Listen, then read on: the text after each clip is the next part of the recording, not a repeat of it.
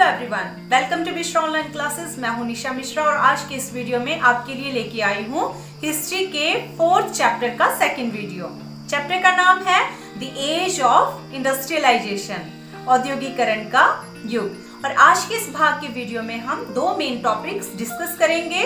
पहला टॉपिक है industrialisation in the colonies, उपनिवेशों में औद्योगिकरण, और दूसरा टॉपिक है फैक्ट्रियों का आना, फैक्ट्रीज कम अप।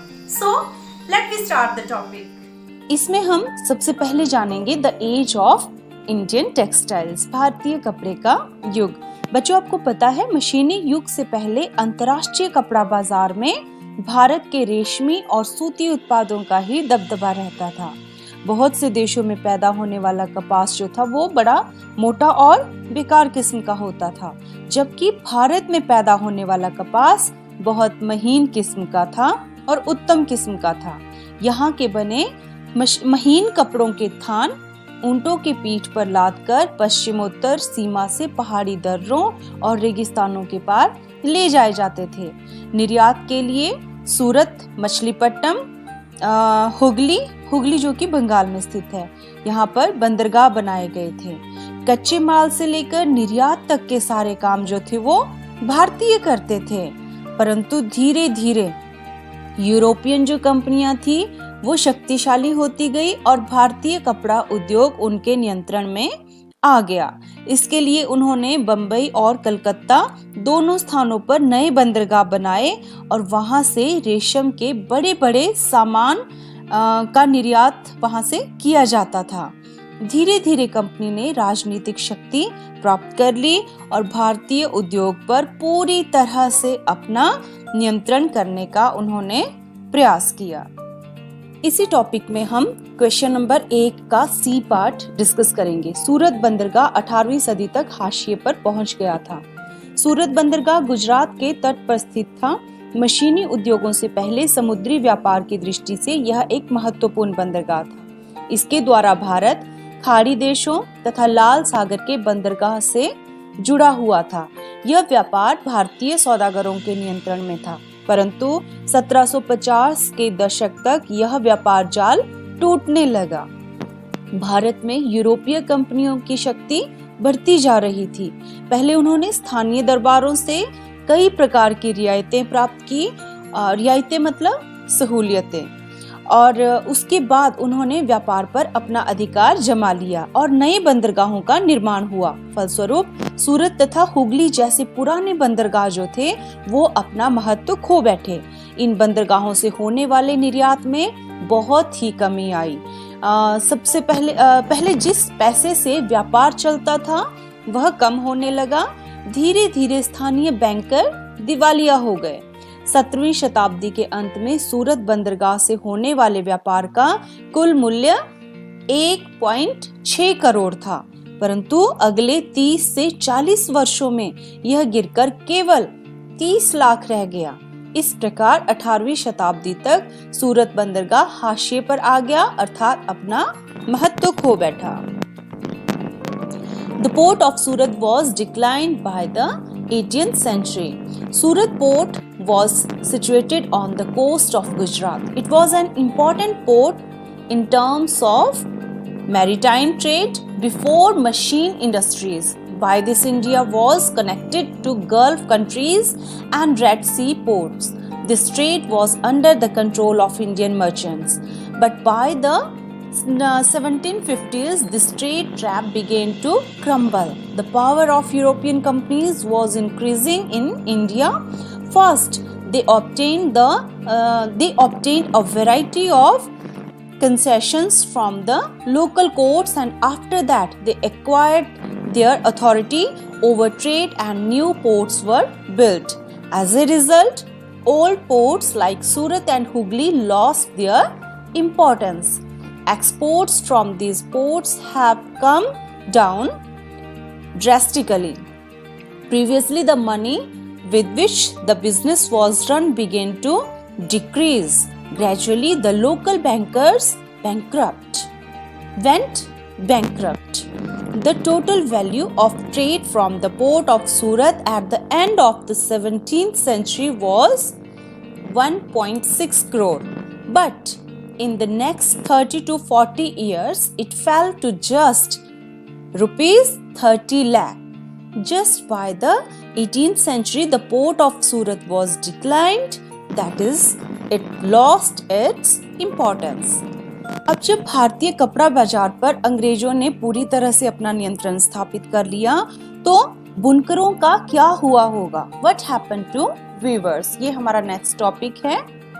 तो कंपनी ने कपड़ा व्यापार में सक्रिय व्यापारियों और दलालों को खत्म करने तथा बुनकरों पर ज्यादा प्रत्यक्ष नियंत्रण स्थापित करने की कोशिश की। कंपनी ने बुनकरों पर निगरानी रखने, माल इकट्ठा करने और कपड़ों की गुणवत्ता जांचने के लिए वेतनभोगी कर्मचारी तैनात कर दिए, जिन्हें गुमाश्ता कहा जाता था। कंपनी को माल बेचने वाले बुनकरों को अन्य खरीदारों के साथ कारोबार करने पर पाबंदी लगा दी गई। उन्हें अपना बनाया हुआ कपड़ा गुमाश्ता को ही बेचना पड़ता था। लेकिन जल्दी ही बहुत सारे बुनकर गांवों में बुनकरों और गुमाश्तों के बीच टकराव की खबरें आने लगी। कर्नाटक और बंगाल में बहुत सारे स्थानों पर बुनकर गांव छोड़कर चले गए। कई स्थानों पर कंपनी और उसके अफसरों का विरोध करते हुए गांव के व्यापारियों के साथ मिलकर बुनकरों ने बगावत कर दी। उन्होंने करघे बंद कर दिए और खेतों में मजदूरी करने लगे। 19वीं सदी आते आते कपास बुनकरों के सामने नई समस्याएं पैदा हो गई। अब हम डिस्कस करेंगे क्वेश्चन नंबर 1 का D part. East India company ने भारत में बुनकरों पर निगरानी रखने के लिए गुमाश्तों को नियुक्त किया था। भारत में ईस्ट इंडिया कंपनी की राजनीतिक सत्ता स्थापित हो जाने के बाद कंपनी ने भारत के कपड़ा व्यापार पर अपना एकाधिकार स्थापित करने का प्रयास किया। इसके लिए व्यापार में सक्रिय व्यापारियों तथा दलालों को समाप्त करना तथा बुनकरों पर अधिक से अधिक प्रत्यक्ष नियंत्रण स्थापित करना जरूरी था। इस उद्देश्य से कंपनी ने वेतनभोगी कर्मचारी नियुक्त कर दिए, जिन्हें गुमाश्ता कहा जाता था। वे बुनकरों पर निगरानी रखते थे, उनसे माल इकट्ठा करते थे और माल की गुणवत्ता की जांच करते थे। कंपनी को माल बेचने वाले बुनकरों पर अन्य खरीदारों के साथ कारोबार करने पर रोक लगा दी गई। इसके लिए उन्हें पेशगी धन दिया जाने लगा। काम के भुगतान का आदेश पाने वाले बुनकरों को कच्चा माल खरीदने के लिए ऋण दे दिया जाता था। ऋण लेने वाले बुनकरों को अपना कपड़ा गुमाश्तों को ही देना पड़ता था। इसे वे किसी अन्य व्यापारी को नहीं बेच सकते थे। गुमाश्ते बुनकरों से अपमानजनक व्यवहार करते थे। वे सिपाहियों तथा चपरासियों को अपने साथ लेकर आते थे और माल समय पर तैयार न होने पर बुनकरों को दंड देते थे। बुनकरों को प्राय बुरी तरह पीटा जाता था और कोड़े लगाए जाते थे। अब बुनकर ना तो दाम पर मोल भाव कर सकते थे और ना ही किसी अन्य सौदागर को अपना माल बेच सकते थे। उन्हें कंपनी जो कीमत देती थी वो भी बहुत कम थी, परंतु ऋण लेने के कारण वे कंपनी से बंधे थे। The East India Company appointed gumashtas to keep a watch on weavers in India.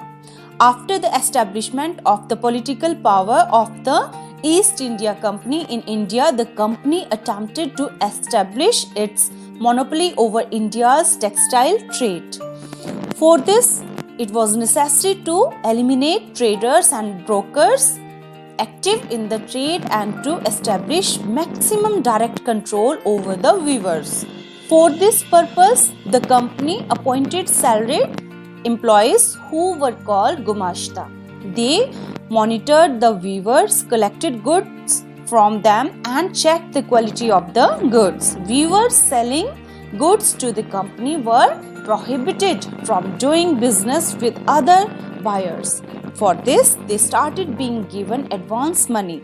The weavers who received work orders were given loans to purchase raw materials. The weavers taking the loan had to give their cloth to gumashtas. They could not sell it to any other merchant. Gumashta treated the weavers disrespectfully. They used to bring soldiers and peons along with them and punish the weavers for not getting the goods ready in time. The weavers were often beaten and whipped. Now the weavers could neither negotiate on the price or nor sell their goods to any other merchant. The price the company gave them was very low, but they were tied to the company because of taking loans. हमारा next topic है Manchester comes to India. Bharat में Manchester का आना। Manchester Britain का एक बहुत ही famous शहर है जो मशीनों से तैयार किए जाने वाले बेहतरीन कपड़ों के लिए बहुत प्रसिद्ध है। 19वीं सदी में ब्रिटिश काल में ब्रिटेन के मैनचेस्टर में बने कपड़ों का भारत में बड़ी मात्रा में आयात होने लगा। इससे भारत में कपड़ा बुनकरों के सामने दो समस्याएं आ गई। पहली थी भारतीय कपड़े का जो निर्यात बाजार था वो कम हो गया, और दूसरी समस्या थी कि स्थानीय बाजार जो थे वो सिकुड़ने लगे। तो भारतीय बाजारों में मैनचेस्टर से आयातित कपड़े की बहुत भरमार थी। कम कीमत पर मशीनों से बनने वाला कपड़ा इतना सस्ता था कि बुनकर उनका मुकाबला नहीं कर सकते थे। इसके परिणाम स्वरूप भारतीय बुनकरों पर बहुत बुरा असर पड़ा और भारतीय बुनकर जो थे वो बेरोजगार हो गए। हमारा नेक्स्ट टॉपिक है फैक्ट्रीज कम अप, फैक्ट्रियों का आना। The first Indian cotton mill was open in 1854। Bharat में पहली सूती वस्त्र मिल 1854 में बॉम्बे में लगाई गई, जिसे हम मुंबई के नाम से अब जानते हैं, और 1862 तक भारत में इन मिलों की संख्या बढ़कर 4 हो गई।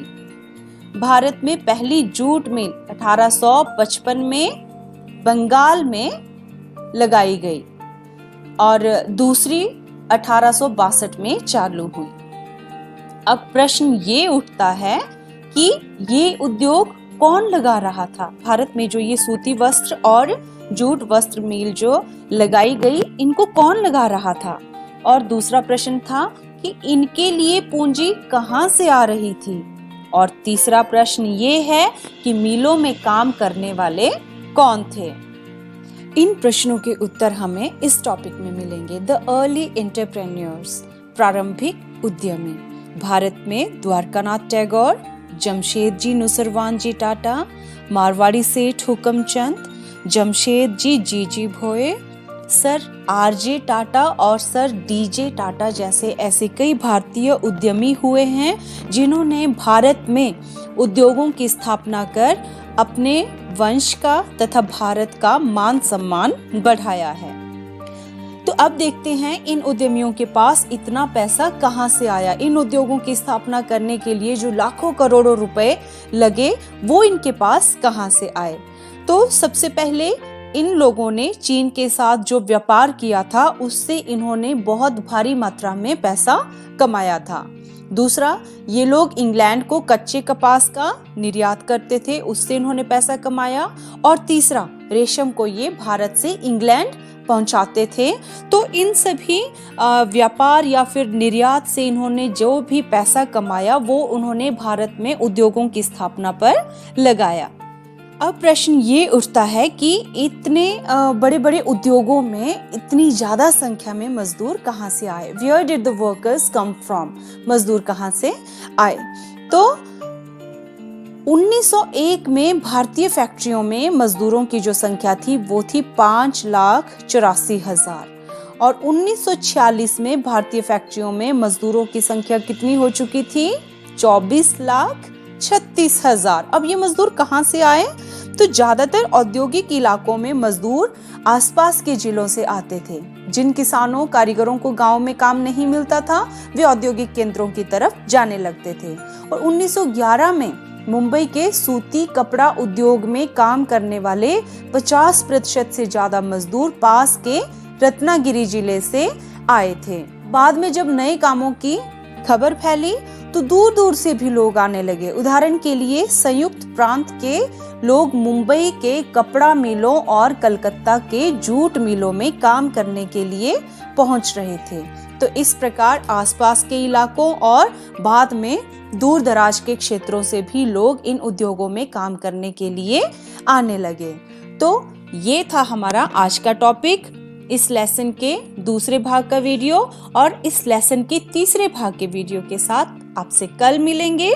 तब तक के लिए हैव अ नाइस डे।